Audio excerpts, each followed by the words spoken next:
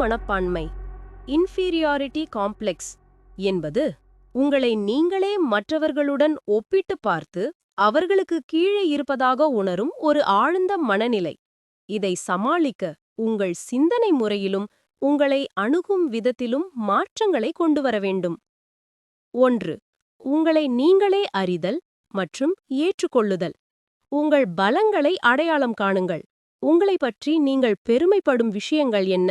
நீங்கள் மற்றவர்களை விட சிறப்பாக செய்யக்கூடிய திறமைகள் என்னென்ன? அவற்றை பட்டியலிடுங்கள். இது உங்கள் தன்னம்பிக்கையின் அடித்தளம். 2. குறைகளை ஏற்றுக்கொள்ளுதல். எல்லோரிடமும் சில குறைகள் இருக்கும். அதை மறைக்கவோ அல்லது வெறுக்கவோ செய்யாதீர்கள். இதுதான் நீங்கள் என்று முழுமையாக ஏற்றுக்கொள்ளுங்கள். குறைகளை மேம்படுத்த முயற்சி செய்யுங்கள், ஆனால் அதுவே உங்களை தாழ்த்திவிடக்கூடாது. 3. உண்மையான இலக்குகளை நிர்ணயிங்கள். மற்றவர்களின் எதிர்பார்ப்புகளுக்காக அல்லாமல் உங்களுக்கு சந்தோஷம் தரக்கூடிய அடையக்கூடிய சிறிய இலக்குகளை நிர்ணயித்து அவற்றை அடையுங்கள். ஒவ்வொரு சிறிய வெற்றியும் உங்கள் மனப்பான்மையை மாற்றும். 4. எதிர்மறை எண்ணங்களை எதிர்கொள்ளுதல். சிந்தனைக்கு சவால் விடுங்கள். நான் எதற்கும் லாயக்கில்லை அல்லது என்னை விட எல்லாரும் திறமையானவர்கள் போன்ற எதிர்மறை எண்ணங்கள் வரும்போது ஒரு கணம் நின்று யோசியுங்கள். இந்த எண்ணம் உண்மையா? இதை நிரூபிக்க ஆதாரம் உள்ளதா எனக் கேட்டு அந்த எண்ணத்தை சவால் செய்யுங்கள். 5. ஒப்பீட்டை நிறுத்துங்கள். உங்கள் பயணத்தை மற்றவர்களின் பயணத்துடன் ஒப்பிடுவது மிகப்பெரிய தவறு.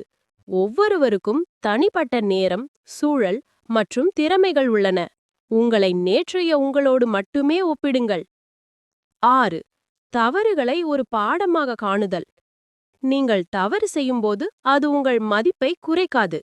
மாறாக நீங்கள் கற்றுக்கொள்ள ஒரு வாய்ப்பை அளிக்கிறது. தவறுகளை சுட்டிக்காட்டும் நபர்களை புறக்கணித்து உங்களை ஊக்குவிக்கும் நபர்களுடன் பழகுங்கள். 7. தினசரி பயிற்சிகள். உடல் நலத்தில் கவனம். போதுமான தூக்கம், ஆரோக்கியமான உணவு மற்றும் உடற்பயிற்சி ஆகியவை உங்கள் மன ஆரோக்கியத்தை பெரிதும் மேம்படுத்தும். ஒரு ஆரோக்கியமான உடல் ஒரு ஆரோக்கியமான மனதை உருவாக்கும். 8. தன்னார்வ செயல்கள். Self care. உங்களுக்கு பிடித்த விஷயங்களை செய்ய நேரம் ஒதுக்குங்கள். உதாரணமாக, இசை கேட்பது, புத்தகம் வாசிப்பது, தோட்டம் அமைப்பது. இது உங்களை மதிப்பாக உணர வைக்கும். 9. நேர்மறை உறுதிமொழிகள். அஃபர்மேஷன்ஸ். தினமும் காலையில் நான் திறமையானவன், என்னால் முடியும், நான் நேசிக்கப்படுபவன் போன்ற நேர்மறை வாக்கியங்களை பலமுறை சொல்லுங்கள்.